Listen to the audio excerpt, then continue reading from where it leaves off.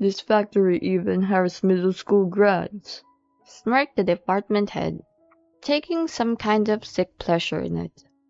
Don't take it easy just because it's a factory job. He condescended. The guy's always been like this. I've been itching to put him in his place, but I never dreamed it would go down like it did. My name's Joe. At 23, I'm clocking in at the factory. My old man was a sucker for the gamble, and Mom had a hard time because of it. To help her out, I started job hunting right after middle school. Dad? He pulled a Houdini and was just gone one day. Mom didn't want a divorce because she couldn't stand the idea of me labeled as a single-parent kid, but she regrets not splitting up with him sooner. As for me, I don't sweat about my dad. Back in grade school, I was this negative kid. No friends, no hobbies. I blame it all on Dad's screw-ups, but my life took a turn when I met this guy. It was in 5th grade, springtime. This kid was my age, moved in next door. Not the best at socializing, I didn't start conversations, but out of the blue, he struck up a chat when I was passing his house. "Call me Ken," he said. It was confusing at first, but it seems like he was asking me to call him Ken. His English was quirky, kind of broken. Turns out, he was half Mexican, still polishing his English. Back then, I thought all Mexicans had dark hair, so I didn't peg him as Mexican with his blonde hair. Ken had moved to the States because of his parents' work. He lived in the sticks where foreigners were as rare as hen's teeth, so Ken got some side eye from folks. But Ken? He never let it get to him. He'd tag along to school when I went, and he'd head home when I did. Before I knew it, I was keeping step with him. Bit by bit, I opened up, and his upbeat attitude started rubbing off on me. "Hey, is Spanish hard?" I asked him one day. Felt kind of high and mighty teaching him English, but truth is, English is all I've got. Compared to Ken, who speaks Spanish and is learning English, I was in the minor league. That day was a game changer. He started speaking to me in Spanish. Guy has a flair for going all out, but thanks to him, middle school Spanish was a breeze. He's the guy who pulled a 180 on my life. After middle school, I wanted to help Mom ASAP, so I hit the job market. Ken moved on to higher education, but we both still live at home and were as tight as ever. Not many places hire folks straight out of middle school, so I applied to a factory that was hiring and by some miracle got in. It was a small operation, but the boss was a decent guy and I liked working there. But over the past few years, the factory started to wobble financially. Then, 2 years ago, the big boss finally decided to entertain the idea of a buyout. There was this foreign firm that had been sniffing around our tech, looking to buy us out, and the big boss hung in there as long as he could, but he didn't want to leave us workers high and dry. Turns out, our pay didn't get a small bump, and the conditions aren't half bad. But there's one guy who's a total thorn in our side. "Working up a sweat today? Factory work is beneath an elite like me. Knock yourself out," says Jack, the department manager, stinking up the place with his smoky breath as he looms around the factory. Jack came on board when the management changed post-takeover. Funny thing is, even though the factory grounds are a smoke-free zone, we've all caught Zach sneaking a smoke here and there. I tried to tell him to quit it since it's a risky move, but all I got was a menacing glare. Are you talking back to me? He never misses a chance to remind us he's some sort of an elite, proud grad of a fancy university. One day, out of the blue, Zach turned to me and asked, What college did you graduate from? Caught off guard, I mumbled, well, I didn't go to high school, let alone college. He responded with a hearty laugh. What? You only finished middle school? I thought folks like that only existed in the boonies. What use is a guy who only finished middle school? Did the old boss hire you out of pity? Just so you know, the previous president's evaluation means Jack in the future. He hollered, making sure everyone in earshot heard. From that point on, he treated me like dirt, dubbing me the middle school graduate. I bet he doesn't even recall my real name. After another tough day, I saw my buddy Steve walking over a coffee for me. Joe, today was tough again, wasn't it? He said. He and I are the same age, and he came on board after graduating from a trade high school. Technically, I outrank him, but he's taught me a lot and is a trusted friend. I want to put Zach in his place someday, I confessed over a swig of coffee, and Steve chuckled. That's impressive. I admire your positivity. Fast forward a few days, Zach rolls into the factory announcing, I'm inviting you guys to a social gathering. The big wigs will be there too, so don't screw it up. It's not really your scene, but try to clean up nice. The venue for the shindig is a posh hotel near the biggest train station around these parts. It's about a half-hour jaunt from the factory, but the vibe is totally silly, a stark contrast to our country landscape. We were pretty psyched about going somewhere new and counted down the days to the gathering. When the big day arrived, Steve and I suited up and made our way to the hotel. I wonder what a social gathering is like. We wouldn't get to step into a hotel like this unless it was a special occasion, so we better make the most of it. Steve pondered aloud, pretty excited. Ever since the management changed, we've hardly had a chance to meet anyone above Zach. The president won't be at the gathering, but the executive director will. We, simple factory folk, don't really get the executive director's role, but we know he's a big deal. Walking into the hotel, we were taken aback by its opulence. As we nervously loitered at the venue, a group of strangers walked in from the entrance. Zach ushered them in. Mr. Executive Director, this way. Is that the executive director? Is he a Latino? I asked Steve. He replied, Ah, seems so. First time I'm seeing him too. But he sure seems like a big shot. You can feel it. I agree, chuckling. True, next to him, Zach doesn't seem so hot, does he? Steve joined in the laughter. The gathering kicked off and Zach jumped into the driver's seat. He was still harping about his illustrious education, making it clear he looked down on us, the humble factory workers. Man, he loves to hear himself talk, I muttered, already sick of his long-winded speech. Steve and the rest of the factory crew agreed.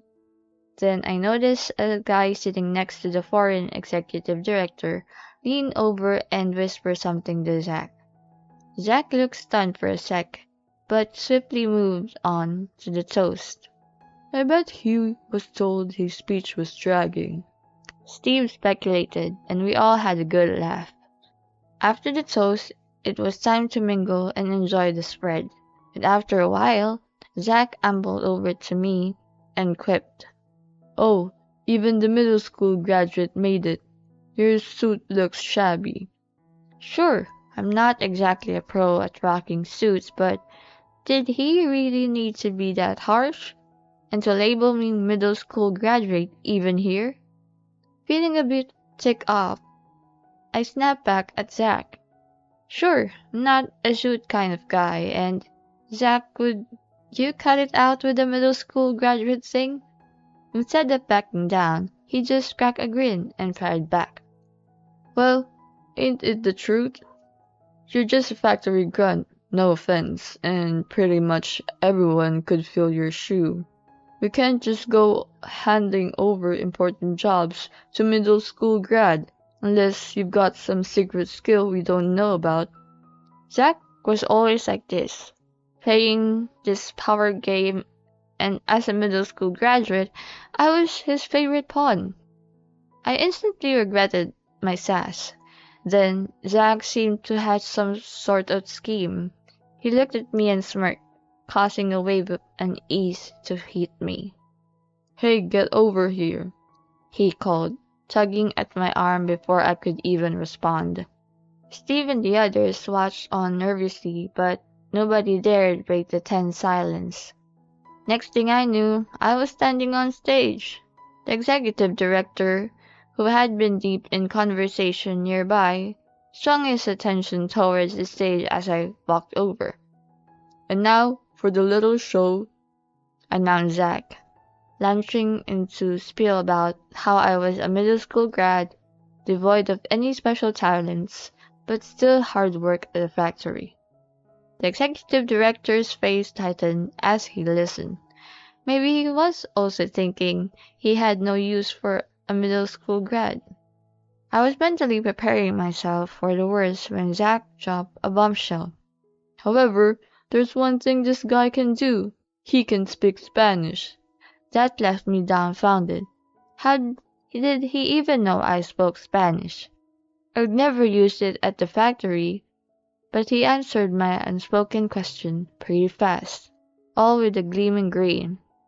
Now, entertain our foreign executive director in Spanish. That's when it clicked. Zach was convinced I couldn't speak Spanish. He was trying to shame me in front of everyone by pushing me to speak a language he thought I couldn't handle. His smug smile was a dead giveaway. Come on, get to it. Zach prodded me. I squared my shoulder and thought, all right then. This wasn't going to go how he planned. I snatched the mic from him, starting with a self-introduction in Spanish. Zach was still grinning, probably figuring I could at least get my own name right. But when I told the joke in Spanish, the executive director burst into laughter, and Zach looked like he'd seen a ghost. Even for those fluent in Spanish, many jokes can be tough to understand. I certainly didn't get it the first time I heard it, but it always seemed to hit the right tone with Spanish speakers. The executive director had the characteristic features of a Latino. From what I could tell, he understood some English, but his main language was definitely Spanish. So, I turned towards the executive director, waving in jokes as I revealed Jack's poor behavior. The executive director, who started off laughing, slowly changed his demeanor. I thanked everyone for their attention and passed the mic back to dumbstruck Zach. The executive director lit into Zach in Spanish. Huh? What? Zach looked lost as the executive director laid into him. So I turned to Zach and in false shocked voice asked, Zach, you don't understand Spanish? He shook his head. So, wait, you forced me to speak Spanish, a language you don't even understand, all to make a mockery of me in front of everyone? Then, I translated the executive director's words for Zach, telling him that the executive director was asking if all I'd say was true, and warning that he couldn't assure Zach's role if it was. Zach went ghostly pale. Hey, what did you tell him? He sputtered. I smirked. I just filled him in on how you belittle me for being a middle school graduate. Say anyone could do factory work, your domineering behavior, and how you've been sneaking smokes in non-smoking zones. You? Zach's eyes bored into me, just as the executive director made his way up onto the stage to confront him. The exec pulled Zach aside and hit him with a hard question. Is that how you see the folks working on the factory floor? Zach went as pale as a sheet. No, He sputtered, caught off guard. The director looked at me and said, Translate this for me. We're going to look into your conduct, Zach. If it turns out to be as bad as it seems, you'll be facing the consequences. Zach just sank into a chair, shell-shocked. Our director took center stage again and told everyone, Okay, folks, back to the party. Dig into the grub and enjoy your drinks. And just like that, the room started to hum with chatter again. I was waved over by the director, who handed me a drink. Impressive show back there, he said. Thanks, I'm Joe. My mom came up with the name. He laughed and said, It's a good name, Joe. We chatted for a while, switching between English and Spanish. He seemed pleased we could talk openly, and I thanked him before heading back to my crew. Way to go, Joe. Steve and the guys insisted on a round of cheers for me. As for Zach, he seemed to have slinked out unnoticed. Later, the factory manager pulled me aside. So there's this new project. He started to lay out the exec's plan. They needed to make a specific part, but the manufacturer was based in South Africa. They needed a Spanish speaker. That's where I came in. I nodded in agreement, ready to jump in. Steve was excited to be on the team too. This is a big one, right? I'm gonna give it everything I've got, he said, bursting with energy. But then Zach showed up. He had been cheating since the social event, but the factory crew, including Steven the manager, kept him off my back. One day, though I was too busy to dodge him, a project centered around a dropout like you is doomed to fail, he spat out. I kept my cool and said, I'll make sure this project succeeds. I'll show the factory work isn't just for anyone. You know nothing about what we do here, do you? You strut around during inspections, spew some big talk, make fun of us, and then disappear. We take pride in our skills and don't need lectures from someone like you. He started to retort, but Steve beat him to it. Joe's right, Zach. You don't get it at all. Joe's got some of the best skills in this factory. He's always positive and steps in when things get tough. He's a real team player. Quit it with the trash talk. Steve's words made me a bit red-faced but also proud. Zach grumbled and stormed off. The manager reported the whole incident to the director, who was livid about Zach's behavior. Not long after, we got a new department head, a guy who really cared about what happened on the factory floor. I asked about Zach and found out the director had given him a real dressing down for not understanding that the backbone of our company was the factory crew. He'd been shipped off to some foreign factory.